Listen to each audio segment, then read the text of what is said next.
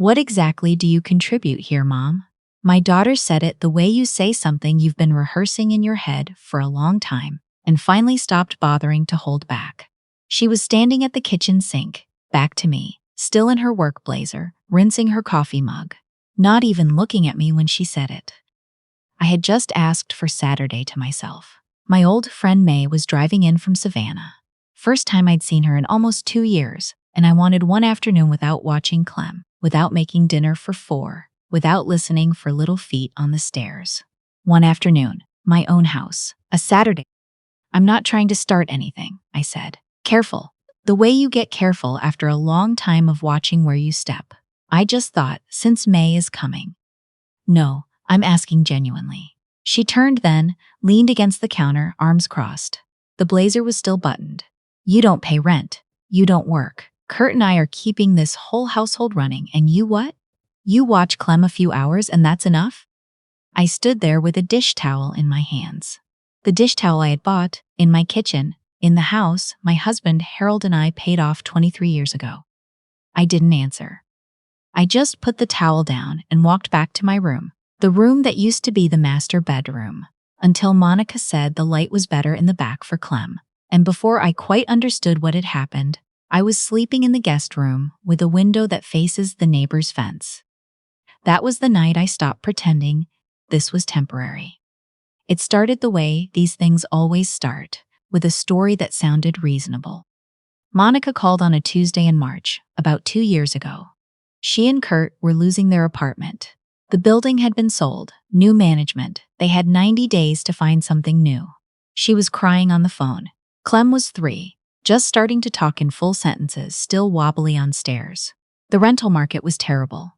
Couldn't I just let them stay for a few months? Just until they found something stable? I said yes. Of course I said yes. She's my daughter. Clem is my granddaughter. And honestly, my house had felt very large and very quiet since Harold died. I thought it would be good for all of us. They came on a Saturday with a moving truck. A whole moving truck. I watched Kurt carry box after box into my living room, and I told myself it was just stuff in transit. It would be sorted and packed away again soon. Instead, it got arranged, sorted into my closets and cabinets and corners. Kurt's monitors went onto the desk in what had been my sewing room. My sewing machine and my fabric boxes went to the garage, just for now, just until we find something. I kept saying that to myself for months. Just until they find something. Clem was easy to love. She had Harold's eyes, that same gray-green that looked different in different light, and she laughed the way toddlers laugh, with her whole body. In those early weeks, I didn't mind the noise or the clutter, or even the way my kitchen had somehow become Monica's kitchen, with her grocery preferences and her meal planning list on the refrigerator. I told myself families share. I told myself this is what you do. But by summer, something had shifted. Not in one big moment. You never notice until you're already inside it. Monica had gone back to work full-time, and Clem needed watching, and I was there. So I watched her. Monday through Friday, 7:30 to 5:30 when Monica got home. I bathed Clem, I fed her. I sat on the floor doing puzzles with knees that had been bothering me since February. I learned every episode of her favorite cartoon show. I started timing my ibuprofen around nap times, so the pain would be manageable by afternoon pickup. Nobody asked me if this was the arrangement. It simply became the arrangement. Kurt worked from home in my sewing room with the door closed. He came out for coffee and lunch and to pass through the kitchen without speaking to me unless he needed something. Can you keep her quieter in the mornings? Can you pick up my dry cleaning when you do the grocery run? Do we have any of that good olive oil left? Not hello, Joyce, not good morning. Just the requests floating out from behind the closed door. Monica would come home tired, and I understood that. Work is exhausting. Parenting is exhausting. But I noticed that once she walked in the door, she stopped. Her day was over. Mine just shifted into a different gear. I made dinner while she decompressed. I did the bath routine while she returned calls. I cleaned up while she and Kurt watched something on the couch. And then I went to my borrowed room with my heating pad and lay there wondering how this had become my life. I stopped calling my friends as much. May had started calling me instead because she said I never picked up when she tried in the evenings. She was right. I was always in the middle of something. About 6 months in, I overheard Monica on her phone in the backyard. I wasn't trying to listen. I was deadheading the roses along the fence, a thing I'd done every summer for 15 years, and her voice carried. "Oh, Clem's fine. Mom watches her. It actually works out perfectly for both of us. Mom would just be rattling around that big house alone. She needs the company." I stood there with my pruning shears and let that settle. She needs the company. That was how they explained it to themselves. I wasn't doing them a favor. I wasn't sacrificing my mornings and my afternoons and my knees. I was being kept from loneliness. I was the one being helped. I put the shears away and went inside and made lunch and said nothing. The knee pain got worse in winter. I started having to hold the stair railing with both hands in the mornings. And once I sat down on the floor to play with Clem's train set and couldn't get back up without grabbing the coffee table. Clem thought it was funny. She patted my hand and said, "You okay, Grandma?" She was 4 by then. 4-year-olds are more observant than anyone gives them credit for. I made an appointment with my doctor, then canceled it because Monica had a work conference and I needed to be home. Rescheduled, canceled again because Clem was sick and someone had to stay. By the time I finally got in, 3 months had passed, and my doctor asked why I'd waited so long. I didn't have a good answer. She sent me to physical therapy twice a week. I made it to 4 sessions before I stopped going, because the appointments were in the morning, and mornings were complicated. I knew what I was doing. I was making myself smaller to avoid friction. I kept thinking, just a little longer, they'll find something. The market will ease. Monica will bring it up. Something will change. Nothing changed. The lease listings on Monica's phone were always for some other time, some other month. Kurt got a raise and they celebrated with a new television for the living room. My living room, a 70-inch thing mounted on the wall where Harold's bookcase used to be. I asked Monica once, gently, whether they'd looked at that new building on Draper Street. She gave me a look, patient, tired, the look she'd give if I'd asked her to explain something obvious. "Mom, the market right now is impossible. You know that." And somehow that was the end of it. I stopped asking. I heard it the second time in November, 5 weeks before May's visit. Kurt was in the kitchen on the phone. I was in the hallway, coming from the laundry room with a basket of his shirts. I stopped because of my knee, just to rest it a second, not because I was listening. "She's fine. She just watches the kid. That's basically all she does." A pause. "Yeah, honestly, dead weight unless Clem's involved. Monica keeps saying her mom used to be really put together, ran the school library for 30 years, whatever. I don't see it." He laughed, the short, easy laugh of someone who has never once had to worry about being overheard. Dead weight. I carried the basket to the laundry room, set it on the table, and stood there for a moment, with my hands on the cool edge of the folding shelf. Then I picked up his shirts and put them away in the closet, one by one, because that was the kind of woman I had let myself become in my own house. That night I took out a pad of paper. I started writing things down, not a list of grievances. I'd been over those enough times in my own head, just facts. How long they'd been here, what the original agreement had been, what had actually happened. I wrote for almost an hour. Clem's drawing of a horse that was still taped to my refrigerator. I hadn't put it there, Monica had, but I was the one who'd told Clem it was beautiful. The physical therapy sessions I'd missed, the sewing machine in the garage under a tarp, the bookcase that was now in the basement, my name on the deed, on the property tax statement, on the water bill. I put the pad in the drawer and went to sleep. The next morning I called May, just to talk. She picked up on the second ring, and when I told her I wanted her to come visit, she said, "Joyce, honey, I've been waiting for you to ask me for 8 months." She was going to drive up in 3 Saturdays. That was the Saturday I asked for. That was when Monica said, "What exactly do you contribute here, Mom?" I didn't answer her that night. I walked back to my room and I sat on the edge of the bed. The bed I'd slept in for 11 years before I gave up the master. And I thought about the word contribute. What I contributed. Every meal made, every load done, every morning, Clem was bathed and dressed and fed and settled into an activity, so Kurt could work and Monica could get to the office on time. What I had contributed by being present, by being quiet, by making myself small enough to fit around their needs, like water fits around stone. And then I thought about Harold. He died 3 years ago in May, a Wednesday, quietly, in a hospital bed with my hand in his. He was not a dramatic man.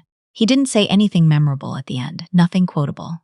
He just looked at me, and I could see in his eyes that he wasn't afraid. And that had always made me think I could figure out hard things if I needed to. I thought about what he'd say if he could see me now, in the guest room, with the sewing machine in the garage. I thought about it for a long time. I called my friend Nora the next day. We'd been in the same neighborhood book club for 12 years. Her late husband had been an estate attorney. She wasn't an attorney herself, but she knew people. She gave me a name and a number without asking too many questions, and I made an appointment. The attorney, a calm, practical woman who charged by the hour, explained that since this was my home, no lease had been signed, and they had been given no formal right of tenancy. I had more ground than I'd thought. She outlined what a proper notice looked like. She was not unkind about it. She told me to put it in writing, keep a copy, give 60 days. I went home and I wrote 2 letters at the kitchen table in the middle of the afternoon while Clem napped. One for Monica, one for Kurt. I made copies on the printer in what used to be my sewing room, which Kurt had left unlocked for once. Then I made dinner. Roast chicken, roasted carrots, the whole thing. Set the table, we ate. Monica talked about something at work. Kurt scrolled his phone until Monica gave him a look. Clem announced that she did not like carrots anymore even though she'd liked them last week. I cut them smaller and told her they were magic orange coins. She ate 3. Afterward, I washed the dishes, dried them, and left the 2 envelopes on the counter side by side. I went to my room and I read for an hour, and I slept better than I had in months. Monica knocked on my door before 7 the next morning. She had the envelope in her hand, still sealed. Hers was open. Kurt must have told her. Mom. Her voice was strange, not angry yet, not quite, something tighter. What is this? It's a notice, I said. I'd like my house back. You have 60 days. She stared at me. She had Harold's forehead, the same faint line between her brows, when she was trying to work something out. You can't be serious. I am. We have nowhere to go, Mom. Do you understand that? We have a child. I know you have a child, I said. I've been caring for her every weekday for almost 2 years. You have 60 days to find housing. That's enough time. She started to cry. Monica has always cried in arguments, not as a strategy, just the way she's built, the way she processes. I used to fold every time. I sat on the edge of the bed and waited. I don't understand where this is coming from, she said. We thought you were happy. We thought you liked having us here. I liked having you here, I said. What you built here, that's different. She looked at the envelope. Is this because of May's visit? Because I'm sorry about Saturday, I was just. It's not because of May's visit. Then what? Because Kurt said something stupid? He does that. You know how he is. I looked at her for a moment. She was 34 years old. She was my daughter. She had Harold's forehead and my mother's hands, and I loved her completely and could not allow this to continue. What did I contribute, Monica? I asked. She flushed. She knew I'd hurt her. I didn't mean it like that. How did you mean it? She didn't have an answer. I'd known she wouldn't. You have 60 days, I said. That's not cruel. That's fair. She left. I heard her and Kurt talking in the kitchen, voices low and urgent. Clem woke up and called for me from her room, and I went and got her and gave her breakfast, and we sat at the kitchen table together with our oatmeal while her parents moved in and out of the room, not quite able to look at me. That afternoon, May arrived.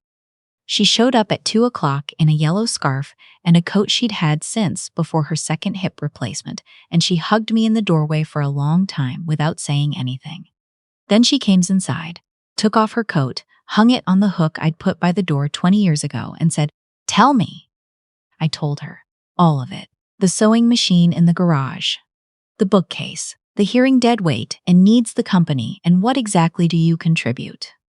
The knee appointments I kept missing. The 60-day notice still sitting on the kitchen counter. May listened the way she always has, fully, without filling the pauses. When I finished, she was quiet a moment. Then she said, "You know what's interesting?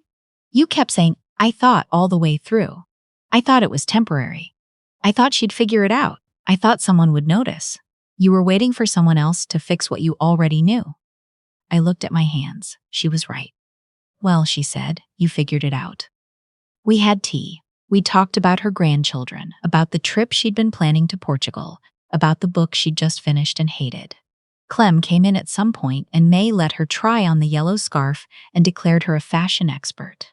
Monica came through once, stiff-shouldered, and May said pleasantly, "Hello, Monica, lovely to see you," and Monica said, "You too, May," and went back upstairs. It was the nicest Saturday I'd had in a long time. 2 weeks later, Monica came to me in the evenings. Kurt had already started looking. They'd found an apartment 2 neighborhoods over, a little smaller than they wanted, but available. She sat down at the kitchen table, where my kitchen table had always been, and she put her hands flat on the wood.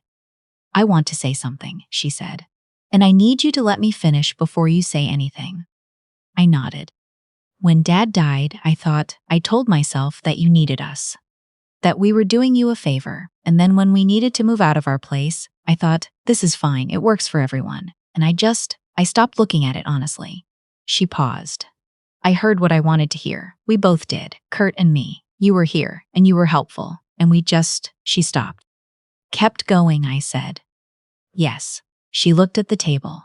"I heard what I said to you, about contributing. I've thought about it every day since."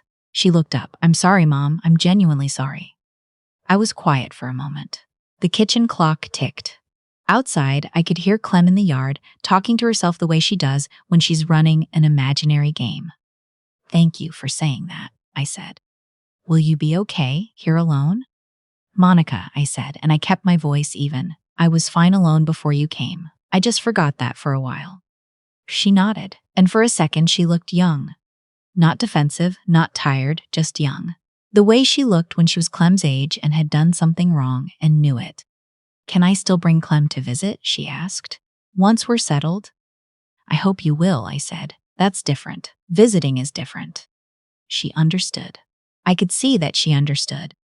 They moved out on a Saturday in March, almost exactly 2 years from the day they arrived. Kurt handled the truck. Monica carried the lighter boxes, directing him with short words and not much warmth. They had been fighting a lot in the last weeks. The kind of fighting that happens when people have to confront their own choices. I didn't feel sorry for either of them exactly, but I didn't feel triumphant either, just quiet. Clem stayed close to me most of the morning. She helped me count boxes in a way that was not actually helpful, but that I let her do anyway. At one point, she found a piece of sidewalk chalk and drew a circle on the front walk and told me it was a magic ring and that both of us had to stand in it. I stood in her chalk circle in my driveway and held her hand. When the truck pulled away, she cried a little because she didn't want to go. Monica put her in the car seat, and I stood at the curb and waved, and Clem pressed her palm against the window until the car turned the corner. I went back inside and I stood in my house. Just stood there in the hallway. The 70-inch television was still on the wall. They'd left it. It was too heavy to want to deal with, and Kurt's monitors were gone from my sewing room, and the door stood open. I walked in. The room smelled like electronics and a cologne I had never chosen. There was a rectangle on the carpet where his desk had been. I went to the garage and dragged my sewing machine out from under the tarp. It took me longer than it should have, and my knee complained the whole time, but I did it myself. I brought it back to its room. I plugged it in. The thread was old and had to be replaced, but it turned on fine, the familiar hum I hadn't heard in 2 years. I sat down and I just listened to it run. That night, I made dinner for one. Eggs and toast because I didn't feel like anything elaborate. I ate at the kitchen table without anyone talking too loudly, or scrolling their phone or announcing feelings about carrots. Then I cleared the table and wiped it down and got out the novel I'd been reading in 15-minute chunks for the past 4 months. I read for 2 hours without stopping. Then I went to my room, the master bedroom, my bed, the one that still smelled like Harold cedar chest even now, and I lay down and thought about Clem's hand on the window. I picked up my phone and sent Monica a text. "Just safe drive home?" She wrote back in a few minutes, "Yes. Clem cried herself to sleep, but she's okay. Thank you for today." I put the phone down and looked at the ceiling. "She'll come on Sundays. We'd already talked about it. Not every Sunday, not a schedule, just Sundays when it works, I'd make pancakes. Maybe in funny shapes if Clem had any requests. We'd take a walk if my knee allowed. I'd read to her. She'd leave at a normal hour and Monica would take her home, and then my house would be quiet again, and that would be exactly right. Both things at once, Clem in my kitchen and the kitchen mine. May called the following Tuesday. She wanted to know how the move had gone, I told her. She listened, then said, "How does it feel?" I thought about the right word for it. The sewing machine back in its room. The kitchen table clear in the mornings. My books on their shelves. Saturday with no agenda. Physical therapy this Thursday. Actually going this time, because I had nothing else booked and nowhere else I had to be. Like I remembered something I said. She said, about time. She was right. It was. But also, and this is the thing I've been sitting with, it wasn't anyone else's fault that it took me so long. They took what I kept offering. They heard what I let them tell themselves. I had believed somewhere underneath everything that the shape of a good mother meant being needed without limit. That asking for a Saturday for a room for a doctor's appointment was a kind of selfishness I didn't have the right to. I don't believe that anymore. There's a word for what I'm doing now, but it's not alone. Alone sounds like a lack. What I have is something quieter than that, something I am still learning to live inside. A morning that starts when I decide it starts. A lunch I make exactly the way I want it.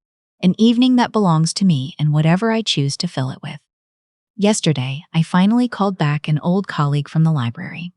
She mentioned that the county system was looking for a part-time consultant to help digitize historical archives. Something I know how to do, something I used to love. I wrote down the number. I'm going to call today. Harold wouldn't have let this happen. I know that, but he's not here. And it turns out I didn't need anyone else to stop it. I just needed to stop waiting for someone to notice I was sinking and start swimming on my own. The chalk circle is still on the front walk. It rained twice and the edges have softened, but you can still see it. Some mornings I step over it on my way to the mailbox. Some mornings I step into it, just for a second, just to stand there. There's enough room in it for both of us.